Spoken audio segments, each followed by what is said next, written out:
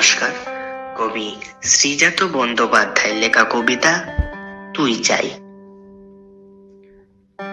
আমি একটা তুই চাই, একটা সত্যিকারের তুই চাই, যে জানবে আমার পুরো ভিতরটা, জানবে আমার লুকানো সব দোষ, আমার বদমাইশি, আমার নোংরামি, আমার কলঙ্ক, যে নিজে থেকে আমার ভুলগুলোর অংশীদার হবে, আমার পাপগুলোকে অর্ধেক করে লিখে নেবে নিজের খাতার প্রথম পাতায়। আমি এমন একটি তুই চাই, যাকে আমি নির্দ্বিধায় উপহার দেব আমার সব অনিয়ম, আমার অপারগতা, আমার বদভ্যাস, আমার উচ্ছৃঙ্খলতা।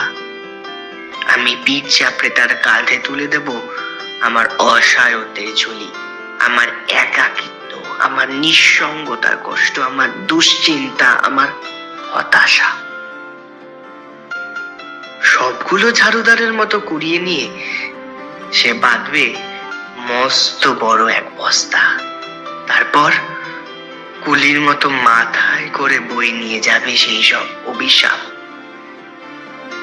আর হাসতে হাসতে বলবে, ভীষণ ভারী রে, কি করে এতদিন বইলি এই বোঝা।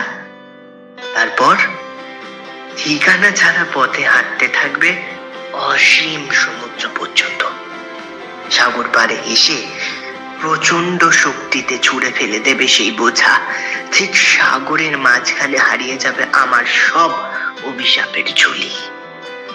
আমি ঠিক এরকম একটা তুই চাই, যে কোনোদিন তুমি বা আপনি গুলোর মধ্যে হারিয়ে যাবে না।